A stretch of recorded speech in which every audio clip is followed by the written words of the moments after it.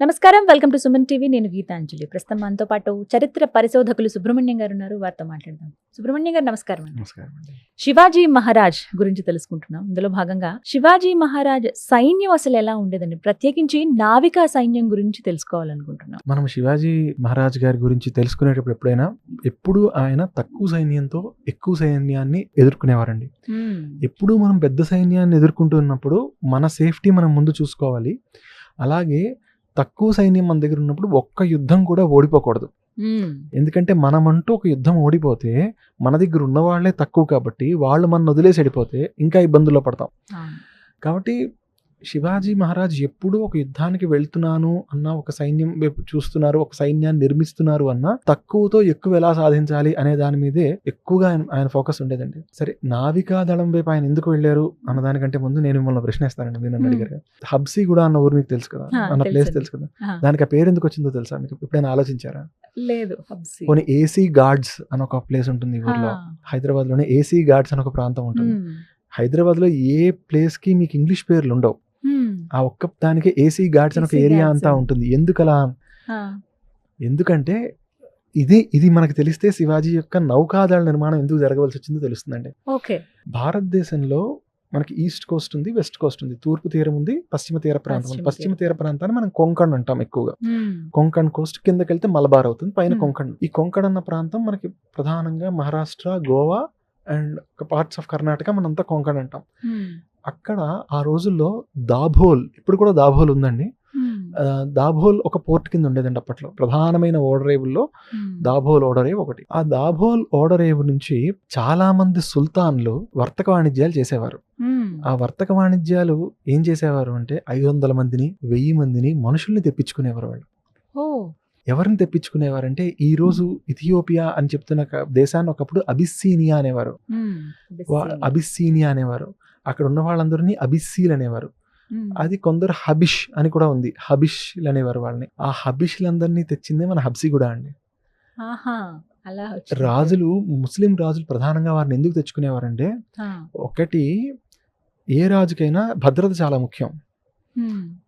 ఆ భద్రతలో వీళ్ళకి ప్రధానంగా పర్సనల్ గార్డ్ అని ఒకటి ఉంటుంది కదా, ఇంకొకటి దాయాది పోరు చాలా ఎక్కువ ఉండేది వాళ్ళకి. పాపం హిందూ రాజుల కంటే వాళ్ళకి కొంచెం అది ఎక్కువ. ఎందుకంటే అన్నదమ్ములు చంపేసుకోవడాలు అవి ఇక్కడ ఉన్నాయి, అక్కడ ఉన్నాయి, కానీ వారిలో కొంచెం ఆ శాతం ఎక్కువ. కాబట్టి తమ్ముడు, నువ్వు నా రక్షణ అంతా చూసుకో అని చెప్తే తమ్ముడే దెబ్బేస్తే ఇబ్బంది కదా. అందుకని వాళ్ళు ఏం చేసేవారంటే, తమకు అత్యంత నమ్మకస్తమైన ఒక వ్యక్తిని ఎవరినో పెట్టుకొని, లేదా వారి స్వయంగా వారి కంట్రోల్లో వారికంటూ ఒక 300 మందో 500 మందో పర్సనల్ గార్డ్ని పెట్టుకునేవారు. ఆ పర్సనల్ గార్డ్స్ని అక్కడి నుంచి తెచ్చుకునేవారు. అంతేకాకుండా మామూలుగా మిగతా వర్తక వ్యాపారాలు కూడా. ఇప్పుడు ఏసీ గార్డ్స్ అంటే ఆఫ్రికన్ క్యావలరీ గార్డ్స్ అండి, ఏసీ గార్డ్స్. మన ఆరో నిజాం గారు, బహుశా ఇఫ్ ఐఎమ్ నాట్ రాంగ్, మన ఆరో నిజాం గారు 1860s లోనో ఇప్పుడు మన అంటే చివరి నిజాం కంటే ముందు ఆయన 300 మందిని తెప్పించుకున్నాడు. వాళ్ళు on horses they use to protect the king from any threat. వాళ్ళు ఎందుకు నమ్మకంగా ఉండేవారు అంటే, వాళ్ళని ఆ ఎడార్లోంచి పట్టుకొచ్చి ఇక్కడ మంచి ప్లేస్ లో పెట్టారు వీళ్ళు, ఈ కింగ్స్. సో ఇది విన్ విన్ సిచ్యువేషన్ కింద ఉండేది అందరికి. సో ఇలా మనుషులు రావడం ఒకటైతే, కొందరు ఇంకా ఎక్కువ ఆర్మ్డ్ ఫోర్సెస్ తెచ్చుకుంటే అది శివాజీ వాళ్ళతో యుద్ధాలు చేయాల్సి వచ్చేది తర్వాత. సో అదే కాకుండా ఇలా తెచ్చుకుంటున్నప్పుడు శివాజీ కంటే ముందే మరాఠాల్లోనే ఒక ఆయన ఈ సీ ట్రేడ్ తనకి ఇంపార్టెన్స్ ని గుర్తించి ఇక్కడ నుంచి చీనాంబరాలు వాళ్ళకి వెళ్ళడాలు, పట్టుబట్టలు అవి ఇక్కడ నుంచి పంపించడాలు, ఈ స్పైసెస్ తాలూకా ట్రేడ్, సుగంధ ద్రవ్యాల అమ్మకాలు, వాణిజ్యాలు, ఇవన్నీ మనకి యూరోపియన్ కంట్రీస్ తో ఉండేవి, పోర్చుగీస్ వాళ్ళు. కాబట్టి మీకు సీ కంట్రోల్లో ఉంటే అక్కడ నుంచి బోల్డంత రెవెన్యూ ఒకటి వచ్చేది. రెండు ఇలా ఆర్మీలు తెచ్చుకునే అవకాశం ఉండేది. అందువల్ల మురుద్ జంజీరా అన్న కోట కట్టారండి సముద్ర మధ్యంలో. కట్టి అదేంటంటే, షిప్స్ తో మన మీదకి ఎవడైనా అటాక్ వస్తూ ఉంటే మనమే సముద్రం మధ్యంలో కోటలో ఉంటాం కాబట్టి ఒక 500 ఫిరంగులు దాంట్లో పెట్టించి షిప్స్ ని పేల్చేసేవారు ఎవరైనా వస్తే.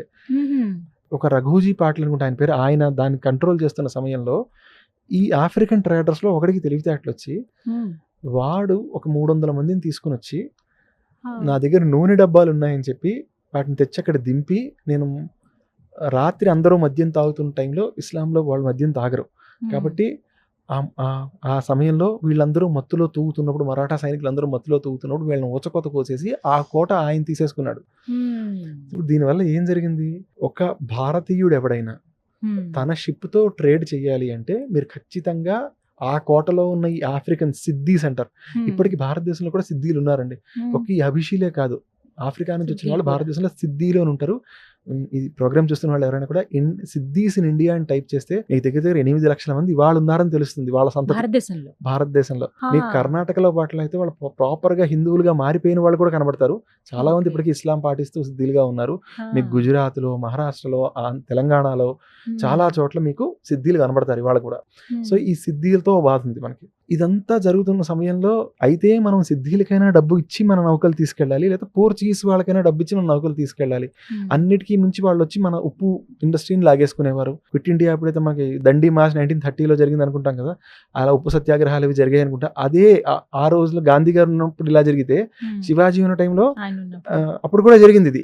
ఈ ఉప్పు వాళ్ళు తీసేసుకోవడాలు, పన్ను ఉప్పు మీద వేయడాలు, దీని అంతటితో నలిగిపోతూ ఉంటే మన వాళ్ళందరూ, అప్పుడు శివాజీ మహారాజ్కి ఖచ్చితంగా మనకి నేవల్ ప్రెజెన్స్ ఉండాలి. మనం సముద్రంలో ఉండకపోతే మన వ్యాపారం మనం చేసుకునే అవకాశం కూడా లేదు, వీళ్ళ మనం చంపుకు తింటున్నారు అని తెలుసుకుని మొట్టమొదట ఏం చేస్తారంటే, ఇప్పుడు మీకు అందరికీ శివాజీ గురించి ఒక కథ బాగా తెలుస్తుంది. ఏంటంటే శివాజీ దగ్గరికి ఒక ముస్లిం సర్దార్ తాలూకా కోడల్ని పట్టుకొచ్చి ఈవిడ మీకు గిఫ్ట్ గా ఇస్తున్నామని సైనికులు చెప్తే, ఆవిడకి పసుపు కుంకాలు, చీరలు అన్ని పెట్టి ఆయన మళ్ళీ ఆవిడ వాళ్ళ ఇంటికి పంపించేశారు అని చెప్పి ఆ కథ జరిగేది ఈ ఇన్సిడెంట్స్ లోనే.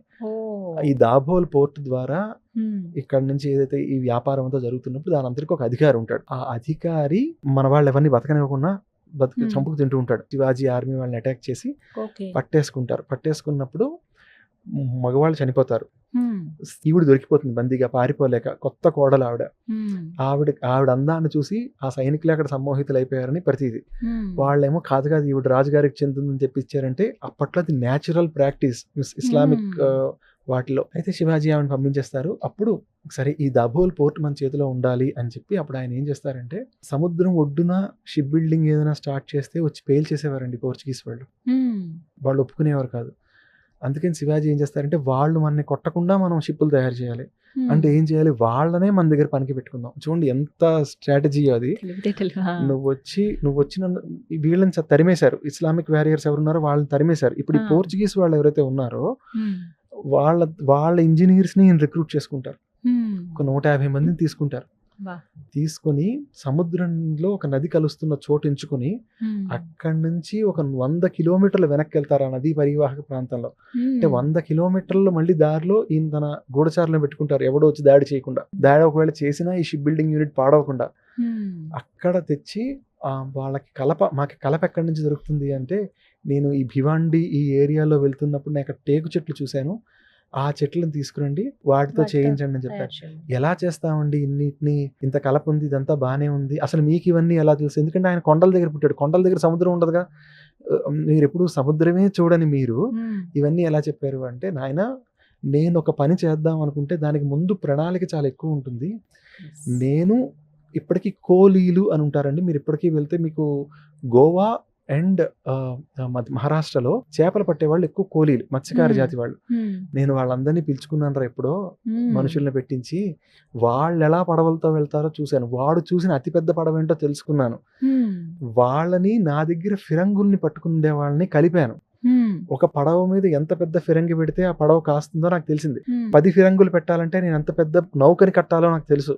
ఇవన్నీ నేను తెలుసుకొని పని ప్రారంభించానంటే ఆయన ప్లానింగ్ అలా ఉండేది. చిన్న పడవలు, పెద్ద పడవలు, అంటే వాటి గురించి ఆ స్ట్రక్చర్స్ ఎలా ఉండవు మనం మరొకసారి చూద్దాం, కానీ ఇప్పుడు పెద్ద అయిపోతుంది లేకపోతే.